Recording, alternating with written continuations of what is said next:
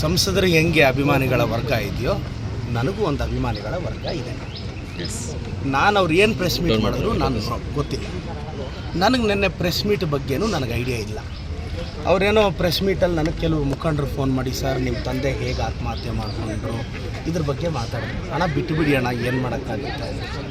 But ಅವರು ಏನು ನಮ್ಮ ಶಾಸಕರ ಬಗ್ಗೆ ಮಾತಾಡಿದ್ರು ಅಂತ ಆಕ್ರೋಶದಲ್ಲಿ ಮಾತಾಡಿದ್ದಾರೆ. ನೋಡಿ, ಇದು ಕಾಂಗ್ರೆಸ್ ಭದ್ರಕೋಟೆ. ಕಾಂಗ್ರೆಸ್ ಪಕ್ಷದ ಜೊತೆ ಎಲ್ಲ ಸಮುದಾಯಗಳು ಇದೆ, ಸಾಮಾಜಿಕ ನ್ಯಾಯ ಇದೆ. ನಾನೊಬ್ಬ OBC ಸಮುದಾಯದ ಹುಡುಗ. 50 ವರ್ಷ ಆದಮೇಲೆ ಚಿಕ್ಕಬಳ್ಳಾಪುರದಲ್ಲಿ ಒಂದು OBC ಸಮುದಾಯದ ಹುಡುಗ MLA ಆಗಿದ್ದಾನೆ. ಫೈಟ್ ಯಾರಿಗೆ? ನನಗೂ ಸಂಸದರಿಗೆ. ರಾಜಕಾರಣದಲ್ಲಿ ಕೌಂಟ್ರು ಕೊಟ್ರೇ ಅವ್ರು ನಮ್ಮ ಬಗ್ಗೆ ಮಾತಾಡ್ತಾರೆ, ನಾವು ಅವ್ರ ಬಗ್ಗೆ ಮಾತಾಡ್ತೀವಿ. ಹೀಗೆ ರಾಜಕಾರಣ ನಡೆಯೋದು. ನಾವಿಬ್ಬರು ಮಾತಾಡ್ಕೊಳ್ಳೋವಾಗ ಅವ್ರು ಯಾವುದೋ ಏನೋ ಹೇಳ್ತಿದ್ರಣ್ಣ, ಏನೋ ಸ್ಕ್ರಿಪ್ಟ್ ಬರೆದು ಕಳಿಸಿದ್ರು. ಪೆರೇಸಂದ್ರ ಮನೇಲಿ ಸ್ಕ್ರಿಪ್ಟ್ ರೆಡಿ ಆಗುತ್ತೆ. ಶಾಸಕರ ತಂದೆ ಆತ್ಮಹತ್ಯೆ ಬಗ್ಗೆ ಅವ್ರು ಪ್ರಶ್ನೆ ಕೇಳಿದ್ದಾರೆ. ಚುನಾವಣೆ ಟೈಮಲ್ಲೂ ಇದೇ ಮಾತಾಡಿದ್ರು. ನನ್ನ ಅಭಿಮಾನಿಗಳು ಕೆರಳ್ತಾರೆ. ನಾನು ಸಂಸದರಿಗೆ ಹೇಳ್ತೀನಿ, ನೀವು ನನ್ನ ಕುಟುಂಬದ ಬಗ್ಗೆ ಕೆಣಕೋದಾದರೆ ನಮ್ಮ ಫಾಲೋವರ್ಸು ನಾಳೆ ನಿಮ್ಮ ಮೆಂಬರ್ಸು ನಿಮ್ಮ ಕುಟುಂಬದ ಬಗ್ಗೆನೂ ಮಾತಾಡ್ತಾರಲ್ಲ. ಬಟ್ ಅದಕ್ಕೂ ನನಗೆ ಸಂಬಂಧ ಇಲ್ಲ. ಮೊನ್ನೆ ಪ್ರೆಸ್ ಮೀಟ್ ಏನಾಯಿತು ಅಂತ ನಾನು ನೋಡಿಲ್ಲ. ನೆನ್ನೆ ಪ್ರೆಸ್ ಮೀಟ್ ಬಗ್ಗೆ ನನಗೆ ಸಂಬಂಧ ಇಲ್ಲ. ಕಾರ್ಯಕರ್ತರು ನಾಳೆ ಬೆಳಗ್ಗೆ ಏನಾದರೂ ಲಾ ಆ್ಯಂಡ್ ಆರ್ಡರ್ ಸಮಸ್ಯೆ ಬಂದರೆ ಅದಕ್ಕೆ ಸಂಸದರೇ ಜವಾಬ್ದಾರಿ. ನಾವು ಅವ್ರನ್ನ ಹೊಣೆ ಮಾಡ್ತೀವಿ. ಈಗ ಅವ್ರ ಫಾಲೋವರ್ಸ್ನ ಬಿಟ್ಟು ವೈಯಕ್ತಿಕ ತೇಜೋವಧೆಗೆ ಇಳಿದಿದ್ದಾರೆ ಅವರು. ಮೊನ್ನೆ ಯಾರಂತೆ ಶಾಸಕರ ತಂದೆಯ ಆತ್ಮಹತ್ಯೆ ಬಗ್ಗೆ ಮಾತಾಡೋ ಅವಶ್ಯಕತೆ ಏನು? ಯಾಕೆ? ಇಂಟರ್ಲಿಂಕ್ ಏನು? ಏನಾದ್ರ ಅರ್ಥ ಏನು? ಆತ್ಮಹತ್ಯೆ ಕಾರಣ ಏನು ಅಂತ ಅಲ್ವಾ? ನಾನು ಸಂಸದರಿಗೆ ಹೇಳ್ತೀನಿ, ಯಾಕೆ ಅಂಥ ಮಾತುಗಳಲ್ಲೇ ಯಾಕೆ ಮಾತಾಡಿಸ್ತೀರಾ ಪ್ರೆಸ್ ಮೀಟಲ್ಲಿ? ನನ್ನ ತಂದೆ ತಾಯಿ ಸಾಲದ ಸುಳಿಗೆ ಸಿಲುಕಿ ಆತ್ಮಹತ್ಯೆ ಮಾಡಿಕೊಂಡ್ರು. ಇದು ಪೆರೇಸಂದ್ರ ಜಗಜ್ಜಾಹಿರ. ಪದೇ ಪದೇ ಕೆಣಕೋದೇನೋ, ಪದೇ ಪದೇ ಕೇಳೋದೇನೋ. ನನಗೆ ಕೇಶವರೆಡ್ಡಣ್ಣ ಅಂದರೆ ತುಂಬ ಗೌರವ. ಶಾಂತಮ್ಮನವರು ನನಗೆ ತಾಯಿ ಸಮಾನ. ಅವ್ರ ತಂದೆ ತಾಯಿ ಬಗ್ಗೆ ನನಗೆ ಗೌರವ ಇದೆ. ಸಂಸದರಿಗೆ ಯಾಕೆ ನನ್ನ ತಂದೆ ತಾಯಿ ಬಗ್ಗೆ ಗೌರವ ಇಲ್ಲ?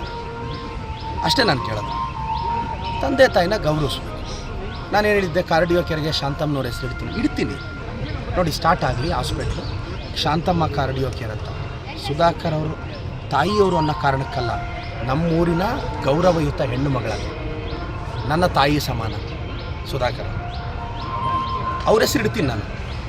ಕೇಶವಣ್ಣವ್ರಂದರೆ ನಮಗೆಲ್ಲ ಹಿರಿಯರು, ನನಗೆ ಗೌರವ ಇದೆ. ನಾನು ಹೇಳೋದು, ಸಂಸದರಿಗೆ ನಾನೊಂದು ಅಡ್ವೈಸ್ ಕೊಡ್ತೀನಿ. ನೀವು ನಾನು ಕಿತ್ತಾಡೋಣ.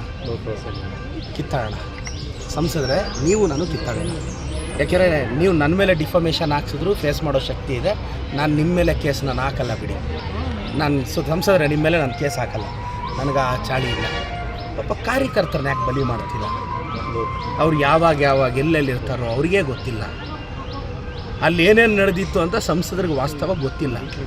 ಅವರೇನಾದರೂ ಅವ್ರನ್ನೇ ಕ್ಯಾಂಡಿಡೇಟ್ ಮಾಡಲಿಲ್ಲ ಅಂದಿದ್ದರೆ ನಮ್ಮ ನಂಬರ್ 23. ನಾನು ಸಂಸದರಿಗೆ ಡೈರೆಕ್ಟಾಗಿ ಹೇಳ್ತೀನಿ, ನೀವು ಯಾರನ್ನೀಗ ಸ್ಥಾನದಲ್ಲಿ ಕೂರಿಸಿದ್ದೀರಲ್ಲ ಅಣ್ಣ, ನಮ್ಮನ್ನೇನಾದರೂ ಡಿಕ್ಲೇರ್ ಮಾಡಲಿಲ್ಲ ಅಂದರೆ 7 ಜನ ಈ ಕಡೆ ಆಗ್ತೀವಿ ಅಂತ ನಮ್ಮ ಜೊತೆ ಮಾತುಕತೆ ಮಾಡಿ ಹೋಗಿದ್ರು. ಕೊನೆಗಳಿಗೆಲ್ಲ ಆತನಿಗೆ ಭಯ ಬಿದ್ದು ಮಾಡಿದ್ದು. ಈಗಲೂ ನನಗೆ ಗೊತ್ತಿರೋ ಪ್ರಕಾರ ಅವ್ರು ಏನು ಮಾಡಿದ್ದಾರೆ ಅಧ್ಯಕ್ಷರು ಉಪಾಧ್ಯಕ್ಷರು, ಅವ್ರು ನನ್ನ ಮಾತೇ ಕೇಳ್ತಾರೆ, ಅವ್ರ ಮಾತಲ್ಲ. ಸಂಸದರಿಗೆ ಹೇಳಕ್ಕೆ ಸಂಸದ ಮನಸ್ಥಿತಿ ಏನು ಸರ್? ಸಂಸದ ಮನಸ್ಥಿತಿ ಹೇಗೆ? ಅವರು ನಮಗೆ ಓಟ್ ಹಾಕ್ತೀವಿ ಅಂತ ರೆಡಿಯಾಗಿ ಹೋಗಿದ್ರು.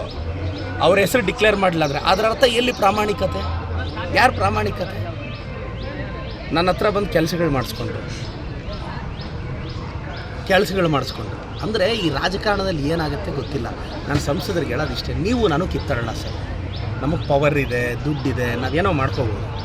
ಕಾರ್ಯಕರ್ತರಿಗೆ ದುಡ್ಡಿಲ್ಲ, ಕಷ್ಟದಲ್ಲಿದ್ದಾರೆ, ಅವ್ರನ್ನ ಬಲಿ ಮಾಡಬೇಡಿ. ನೋಡಿ, ನಾನು ಇವತ್ತೇನಾದರೂ ನಾನು ಪ್ರೆಸ್ ಮೀಟ್ ಇಡಿಸ್ಲೇಬೇಕು ಅಂತ ಡಿಸೈಡ್ ಮಾಡಿದ್ರೆ ನಿಮ್ಮ ಪ್ರೆಸ್ ಕ್ಲಬ್ 1 ವಾರ ಬ್ಯುಸಿ ಆಗುತ್ತೆ.